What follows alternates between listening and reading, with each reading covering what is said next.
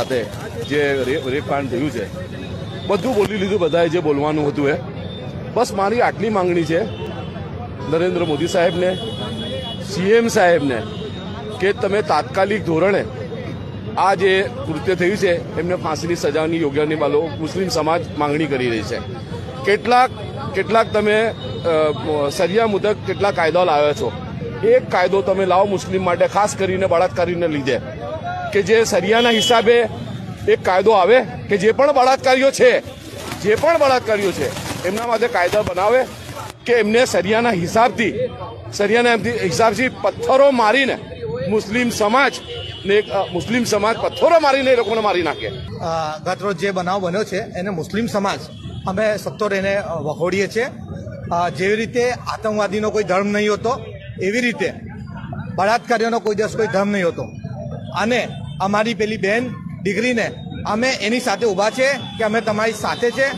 આખા મુસ્લિમ વડોદરાના સમાજ, ફક્ત વડોદરાના નહીં પરંતુ પૂરી હિન્દુસ્તાનના મુસલમાનો એમની સાથે ઊભા છે. મુસલમાનો એક કોમના એક વ્યક્તિને લીધે આખી કોમને બદનામ કરવાનું જે કાવતરું એ લોકોએ કર્યું છે. આવા લોકોનો કોઈ ધર્મ નહીં હોતો. આ લોકોને જો એ પોતાને મુસલમાન ગણતા હોય તો એવા લોકોને મુસ્લિમ શરિયત પ્રમાણે જે ગુનાની સજાની જોગવાઈ છે એવી રીતે જ એમને ચોરાહા પર બોલાવીને એમને ફાંસી લટકાવે કાં તો પથ્થર મારીને એક ઉત્તમ ઉદાહરણ દાખલો બેસાડવામાં આવે કે બીજી વાર આવા કોઈ વ્યક્તિ આવા કોઈ કૃત્ય કરતા 100 વાર વિચારે. સંસ્કારી નગરી એટલે વડોદરા શહેર, અને સંસ્કારી નગરીને કલંકિત કરતું આ 16 વર્ષની દીકરી પર જે બળાત્કાર થયું છે, આજ રોજ વડોદરા શહેર વાડીના અને મોગલવાડાના તમામ મુસ્લિમ સમાજના આગેવાનો અહીંયા ઉપસ્થિત રહ્યા છે. તેમાં મહિલાઓ, આગેવાનો અને યુવાઓ અહીંયા ભેગા થઈને એક જ માંગ છે મુસ્લિમ સમાજ તરફથી કે આ જે બળાત્કારીઓ છે તેને તાત્કાલિક ધોરણે ફાંસીની સજા આપવામાં આવે. આપણે હિન્દુસ્તાનમાં રહીએ છીએ એટલે શરિયા કાનૂન પ્રમાણે જો અમને એટલે છૂટ આપવામાં આવે તો એને જાહેરમાં લાવીને અમે પથ્થર મારીને એને મારી નાખવાની જોગવાઈ છે. પણ અમને હિન્દુસ્તાનના કાયદા અને વ્યવસ્થા પર અમને વિશ્વાસ છે. ભારતના કાયદા પ્રમાણે એને ફાસ્ટ ટ્રેક કોર્ટમાં આનું કેસ ચાલે અને તાત્કાલિક ધોરણે એને ફાંસી આપવામાં આવે. 1-2 મહિનામાં આ કેસનો નિકાલ લાવે. હિન્દુસ્તાનના અંદર ઘણા બધા છોકરીઓ બળાત્કાર થઈ રહ્યા છે. એ બહુ દુઃખદ ઘટના છે.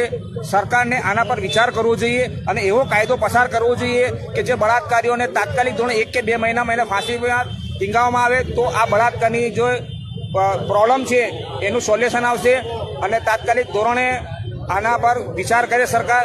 નહીં તો આવા બળાત્કારો અને બળાત્કાર થતા રહેશે.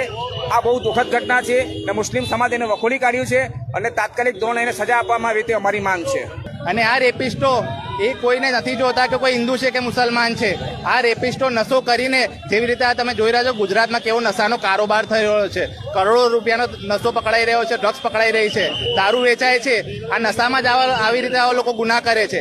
જે રીતે તમે જોઈ રહ્યા છો કે સરકાર નવા કાયદાઓ બનાવવામાં લાગી છે જેની નાગરિકોને કોઈ જરૂરિયાત નથી. પરંતુ તમે એવા કાયદાઓ બનાવો કે જ્યારે મેડિકલી પુરવાર થઈ જાય કે ભાઈ આરોપી આ જ છે ને આણે જ રેપ કર્યો છે તો મહિનામાં એને ફાંસી લટકાવી દો તમે.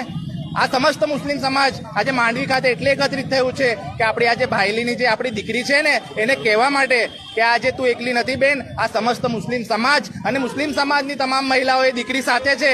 જો કાયદાકીય લડત આપવાની થશે કે એ દીકરી માટે રસ્તા પર ઉતરવાનું હશે તો સમસ્ત મુસ્લિમ સમાજ એની સાથે છે. અને અમે સરકારને વિનંતી કરીએ છીએ કે તમે વહેલી તકે એવા કાયદા લાવો કે રેપિસ્ટો છે ને કોઈ પણ દીકરીને અડતા પહેલા 100 વખત નહીં 1000 વખત વિચારે. આ મુસ્લિમ સમાજની મહિલાઓનું એમ કેવું છે કે આ જે પણ રેપિસ્ટો છે એમને માંડવી ખાતે લાવવામાં આવે અને ઇસ્લામના હિસાબે એમને સજા આપવામાં આવે અને આ લોકોને ફાંસીએ લટકાવીને અહીંયા પ્રજાની વચ્ચે લટકાવવામાં આવે કે એક ઉદાહરણ બેસે એના માટે. કારણ કે આ ઉદાહરણ નહીં બેસાડવામાં આવે તો ભવિષ્યમાં પણ આવા બનાવ બનશે. જેવી રીતે તમે જોયું કે દાહોદમાં માત્ર 6 વર્ષની દીકરી સાથે આ દુષ્કર્મ થયો, આજે ભાઈલીમાં થયો, અમારા ઘરમાં પણ મા બહેનો છે. જો સરકાર કડક કાયદાઓ નહીં બનાવે, તમે જોયું હશે કે આજે નામદાર કોર્ટમાં આરોપીઓને હાજર કર્યા તો એક આરોપી એવું કહેતો હતો કે ભાઈ હમકો જેલ ભેજ દો, પુલિસ બહોત મારતી હૈ. હજુ તો 2 દિવસની સર્વિસ થઈ છે પોલીસની, 3 દિવસના રિમાન્ડ બાકી છે. અને આ સર્વિસ થયા પછી અમને ન્યાયતંત્ર પર વિશ્વાસ છે કે વહેલામાં વહેલા ફાસ્ટ ટ્રેક કોર્ટમાં કેસ ચલાવવામાં આવશે અને આ જે ભાઈલીની દીકરી છે ને એની આબરૂ જે લૂંટવાની એમને કોશિશ કરી છે ને એને એવો ન્યાય મળશે અને એક ઉદાહરણ એવું બેસશે સમાજમાં કે આ રેપિસ્ટ